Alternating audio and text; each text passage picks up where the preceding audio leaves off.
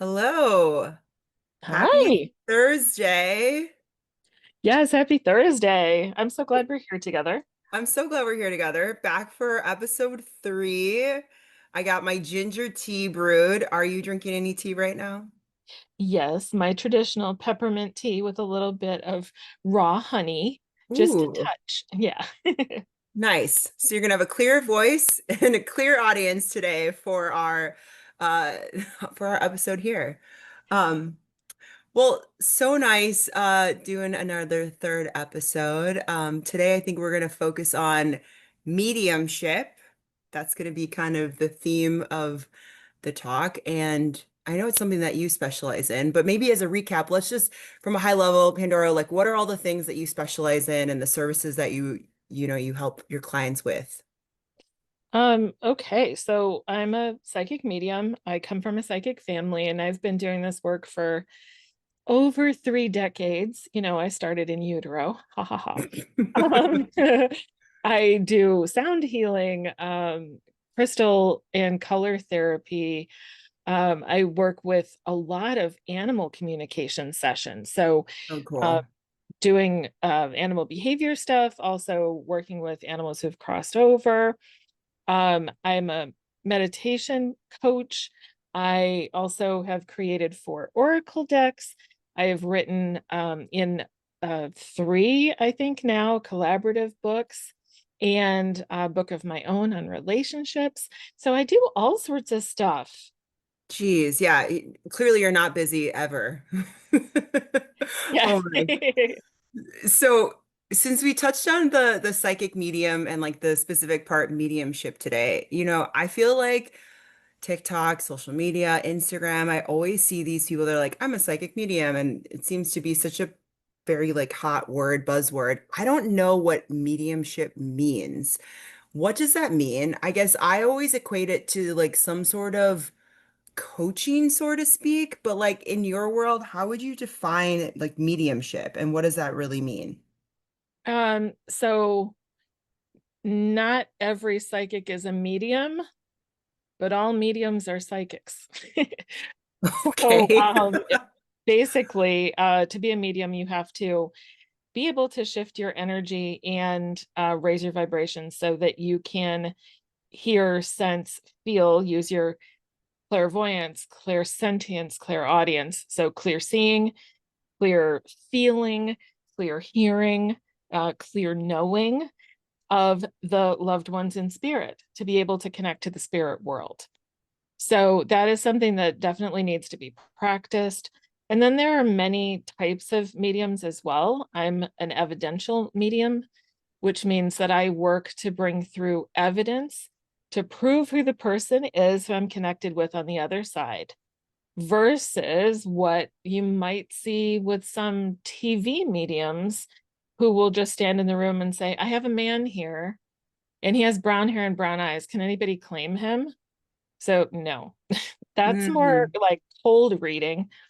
And I come from a space of proving, hey, I feel like this person is your father. I'm seeing that he looked like this. He may have done this for work. He's showing me that this is his favorite food.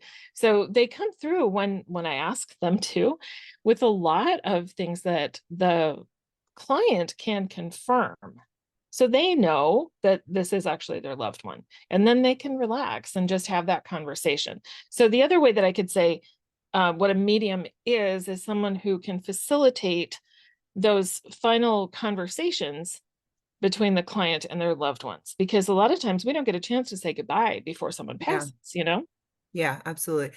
And would you say with the medium stuff, like, is it something that you have to do consciously in terms of raising your vibration, or does that kind of happen automatically when you're like setting the intention to go into like a mediumship chant like session, I guess? I'm just curious by this whole thing. So I always do meditation beforehand. Um, I work to protect my energy as I go through daily life. So I don't leave myself fully open unless I'm working with a client Hmm. because it can drain a lot of energy if you leave yourself open all the time. So before I have a client scheduled, I will do a meditation to raise my vibration to be able to channel. That Does makes sense. that make sense? Okay, good. Yeah. And when you are getting this like evidential sign signals, I guess, how does it appear to you? Is it something that you hear? Are you seeing something? Is it like a form of all of the clairs? Like, how does that get presented to you? Um, so it a lot of it depends on how comfortable the soul is on the other side that I'm connecting with, how long they have been on the other side to develop their ability to communicate. Usually, I get it. The easiest way for them to do it is visually. So, clairvoyance, sort of like if you pretend that you have a movie screen in your head, they would talk to me in pictures on that movie screen in my head. Okay. And Mhm. people can learn how to do that. I mean, we do it kind of naturally when we're working with visualization, and sometimes with affirmations, we may think about them in a visual way too. But usually, visually is what I get first. Then I will sense it in my body, especially if they're communicating to me what some of their challenges may have been in life, their physical challenges, like if they had a limp or if they had some other health issue or maybe freckle or beauty mark somewhere, right? So Hmm. then I would see it, sense it in the body. I do hear things. I do sometimes hear their voice in their voice. Other times I will hear words in my head that are not in their voice. Hmm. Because the voice, to get us to hear their voice is one of the hardest things that they do. Wow. So like on their side, it takes a lot of effort to do that.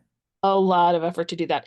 Just Hmm. like when we see a ghost, when they are able to manifest themselves so that we can see them, Yeah. that takes a ton of energy as well. I Um, hope to never see a ghost. That freaks yeah, me out so much. I'm always like, I can feel you're there. Please do not present yourself. I do not need to see you because it freaks me out so much. right. I mean, I understand totally, especially because Yeah. they have a tendency to pop up when we're not expecting them. Yeah. But that's the thing with our loved ones in spirit is they try not to jump in and scare us like that. A lot of times the ghosts that are seen are souls that are kind of trapped between here and there. So Yeah. they're not fully through their journey of getting to the other side. So when someone books a session with you, does it, and it's like a, for example, like a psychic session, does medium like just flow automatically into it, or do you find your clients book maybe a specific mediumship session? What do you typically see? So I have mediumship is a separate session because I have to do the work to be prepared Got it. to channel. So in a psychic session, that's just about what's going on in their lives, their things that they want to work on and work through, and what's upcoming for them. In a mediumship session, we connect with loved ones in spirit. And then I can also do a psychic reading at the same time, but I just have to do that preparation. So if they have the intention to talk to a loved one, it needs to be a mediumship session that they book. One question I have that I find to be so interesting is, when you are hearing some voices or seeing these images, how do you distinguish what's your own thoughts versus what's coming in through spirit? Is it easy for you to tell a difference? When I'm working in session with someone, it's easy for me to tell the difference because I also request that my um, field of vision and field of energy is reserved for that experience with that client. So it's Hmm, sort of like I have to calm my mind, almost like you do with a meditation, so that you can stay focused in the present moment and in that experience. got it. Learning how to trust those things that loved ones in spirit show me, that is something that did take time. That was, just like with any skill, the more you practice it, the better you get at it. So learning not to question myself or doubt myself and communicate a sign from a loved one, even if it initially doesn't seem to make sense. I find that every time I say it, and it's a weird thing, the client can absolutely confirm it. Hmm, So I've had things as strange as someone come through and say, here, this thing connects the two of us. This is our favorite thing. We always used to make these special Greek cookies together. I didn't know that my client was Greek. She didn't even give me her last name. This was in a party, actually, that I was booked for. And I said, I see your grandmother making these Greek cookies with you. And they're called koularakia. I'm Greek. And she gasped and she's like, we did used to make those all the time. And I said, oh, are you Wow. Greek? And she's like, yes, that's my Yaya. So then that from that point, because she felt safe and she knew that I really was connected with her grandmother, because how would I know Greek cookies connected these two people? Yeah. The communication then opened up a lot easier because she was then in a more trusting space, more open and receiving. Yeah. So interesting. What do you have any? I mean, this is such a great example. Any other kind of wild examples or things where maybe someone was unsure of, and then, later on they came back and were like, actually, you were dead on the money with XYZ. I mean, does that happen quite a bit? Um, it does happen pretty often. I do suggest to my clients that they record the session if they have the ability to, because I do the majority of my work is on the phone. So if they can record it, then they can go back to it and review it. Because what happens in a session is sometimes the information comes pretty fast and they can't always confirm it, especially if I'm talking about a generation or two before they were born. A Yeah. lot of times I'll bring through a great grandparent and they will give specific information. There's one case where the woman did get back to me and say that I was right. I said that I saw a great grandmother and that she had a horse and that there was just one horse and that she had a very strong connection to this horse and two dogs and a cat. And it looked like it was in a foreign country. It looked to me like it was European. She's like, I don't know anything about my great grandmother, and then she went and confirmed with the family, and there are stories after stories of her great grandmother with the horse. Wow. Voila, right? Like that's Yep, kind of a light bulb right there for the family. That's really cool. exactly. And that she had never met her great grandmother. So, that's the other thing too, is that we get these reminders that we have a soul group that we are part of. It's not just this one lifetime. The Hmm. the lineage, the family tree, and then all the branches. Like we're connected to all of them, and we have things in common with family members we never met. And it's not Hmm. just DNA, you know? Yeah. It's Yeah. very cool. It is really cool. When you were growing up, was there anything that you did to practice this skill set? I know in the past we talked in I think our first episode about some of those things that you and your mom would do from like the psychic standpoint, but when it comes to the mediumship side, what did you do to really enhance this gift? Um, with the mediumship, it's almost like graduating from the psychic games that she and I would play, graduating from grade school to college level. So it's learning to listen deeper, it's learning to feel deeper, and learning to ask better questions. So part of what goes on with me when I'm doing a mediumship session, and I'm sure with a lot of other mediums, is that we have an internal conversation that we're having with the loved one in spirit. We're not saying those things out loud, but we're having a conversation. I know this may sound crazy, but so I'm communicating and asking, okay, give me more of a description of who you are so that she can hear you. Let me know, she, the client, can hear you and understand that it's you. What is it that you have to share today? And those are the types of things that I would work with my mom on. It Mm. isn't that we would necessarily call in loved ones to talk to, but she would talk to me about her methods as well of how she would do it, which is similar to how I do it. Um, I also feel like it's important to share this part that when I'm connecting with loved ones in spirit, I also have the support of my spirit team on the other side. So that means my ancestors who've gone on before me will come in and help me out. So Just they like will, you would ask, right? If we are going through something tough and we need like Mhm. a sign from our loved ones that have passed, I think it's a similar thing too. It is. And sometimes my spirit team will help me clear up a message that maybe I initially won't understand. Mm, Like sometimes I'll see something like um, a specific vegetable, but it's not connected to anything else. So they're trying to communicate something, but they're not putting anything around it. Rather than saying, I'm the person who made the tomato soup, they just show me a tomato. And got then it. I can get more clarity with my spirit team if I need to, or I ask for more clarity. Yeah, it's really interesting. I also, at the beginning of a session, will ask only for the name of the person that they wish to connect with and their relationship. Mm, Um, and I think that's really important for people, no matter what medium they're going to go to, is to not give a lot of detail. Only give the name and relationship. You don't need to provide a picture. You don't need to provide a backstory because the less you give, the more you will see how much spirit can actually do, yeah. you know, how much Yeah. they can share with you and prove to you that they're actually still with you and watching. And that's one of the things they like to bring through.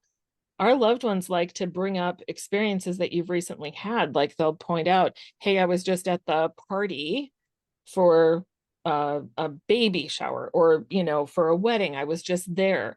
I saw that you were wearing this dress, or thank you for honoring me at your wedding. I saw the chair that you put out for me, or whatever. I mean, they want to confirm that they're still popping in when you need them, which I think is beautiful.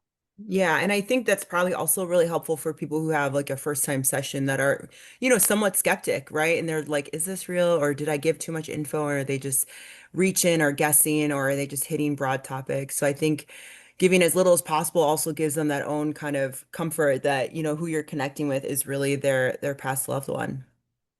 Definitely. And one of the most common questions that I get asked about their loved one in spirit from the client is, are they okay? Hmm. And they are. Like when someone crosses over, they don't carry with them the physical challenges that they had.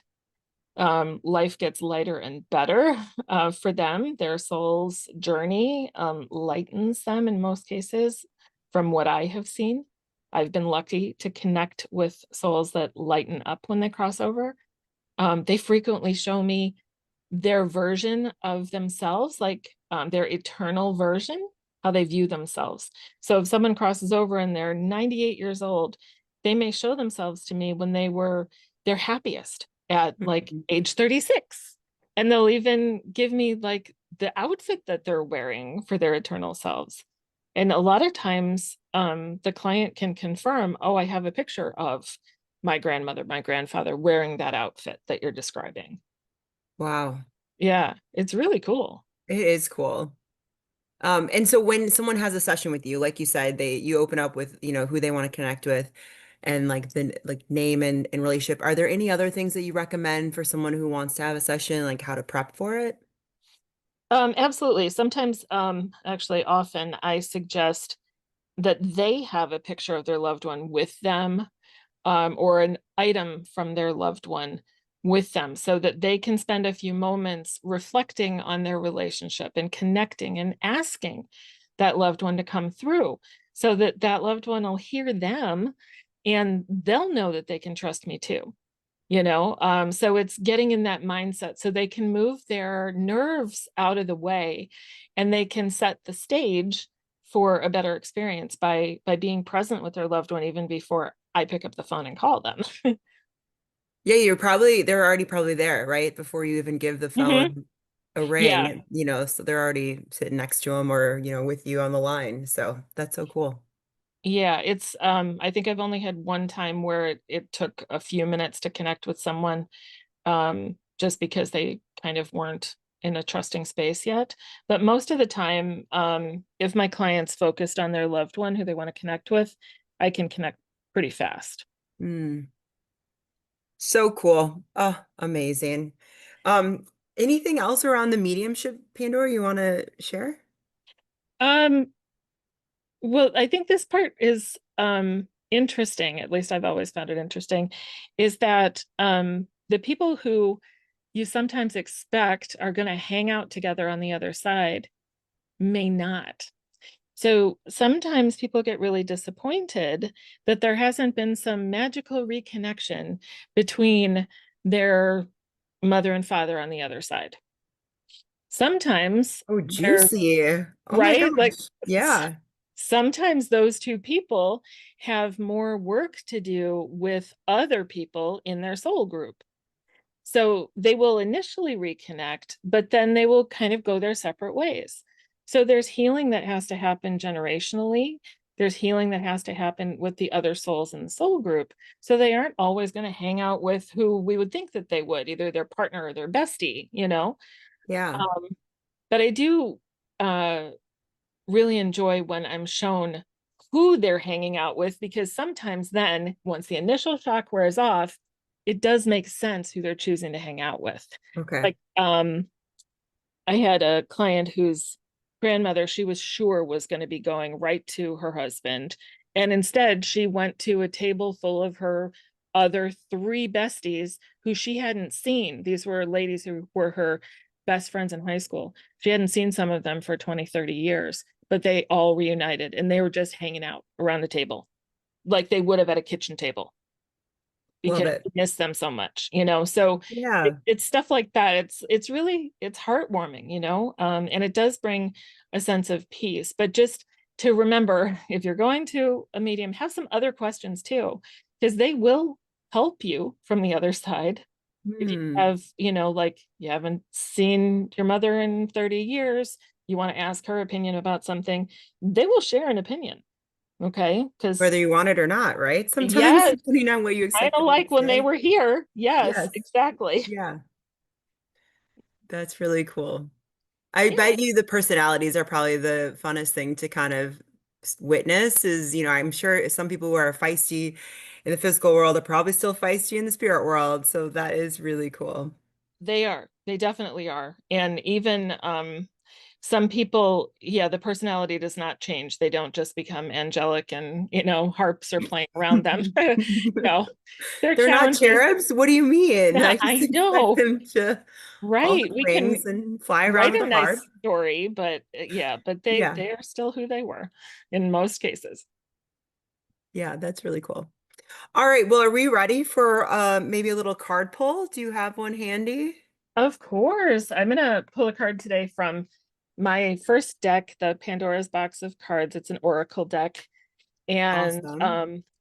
I'm looking for, and I always ask when I'm shuffling, what's in our highest and best, what we need to know now, and if there's potentially anything we need to work on since we're, you know, moving into the autumn season.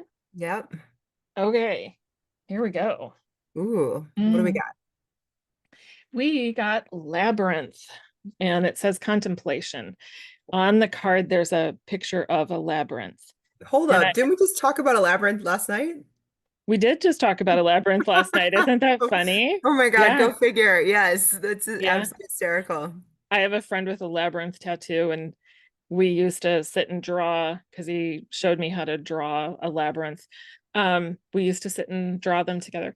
Anyway, those were many years ago, and I'm glad that he showed up again. Um, so this card, it's all about contemplation. And I think fall is a season of contemplation. So if you're on this side of the planet where you're in the fall, this is a great card for you. It's a good reminder that we can go internal a little bit, do some review, look back over the last 6 months since the last equinox, since the spring equinox. What is it that you have learned? What is it that you don't want to repeat? Patterns that you can release right now, things that may be weighing you down. Remember, you know, in the fall the leaves fall off the trees, so think about that as the patterns or the habits that you may want to also release for yourself, and Hmm. then make space for new good patterns to come in. So I always think about um, contemplation and then releasing in the fall as a better time than January 1st to make new habits happen, because the habits that we make on, New Year's resolution, first day of the year, don't usually stick. But No, when we make space first in the fall, then there is a lot of space for new habits to take root. I like it. Okay, so I love Yep. that. I really do think that's a great card for us.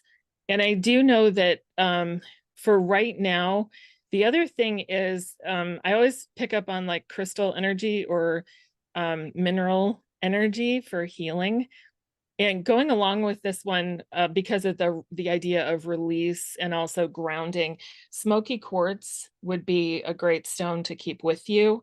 You could carry it with you as you're walking out in the fall, watching the leaves fall, literally, and hold it and visualize all of your worries releasing from you, even going out through the bottom of your feet back to the center of the earth. I will have to go find mine. I think mine actually might be by my nightstand. I always have a smoky quartz around though, because yeah, it is one of my favorite crystals to have as well. So Yeah, I find them really comforting, yeah, especially when you're doing the releasing. and it's kind of a gentle energy too, a gentle grounding versus some other ones that are really very hard. So Versus black tourmaline that's like oh in God, your face. I wasn't Yeah, gonna say it, but yeah, yeah. that was a real like kick in the ass one. It is. I mean, there's a time and a place for it. I have black tourmaline and I do use it, but I know. smoky quartz is my go-to for protection and grounding and release. So I love it. And I know we haven't mentioned it yet, but I'm going to mention it. Shameless self plug. Please. Hmm. My website is pandorap.com to find out any more about either mediumship sessions, psychic readings, to check out the oracle decks, all the fun things. And I have guided meditations as well. I didn't mention that earlier, but meditation would be a great thing to kind of bring in as a new practice or habit in the fall as well, once you release the worry and make space for it. Yeah, and it's like you said, a good habit maybe to start now. So if you always wanted to get into meditation instead of waiting till January 1st, maybe something you want to try now and get started doing that. So yeah, I think it's a good idea. Absolutely. Because we got to take care of ourselves first. Oh man, always. Yep. Self-care is a constant thing. So Yes. Yes. Yes. Well, this was great. Thank you so much, yes, Steph. thank you. I appreciate your time. Thank you everyone for listening. I hope you learned something. I know I did. And until next time, enjoy your tea. Thank you.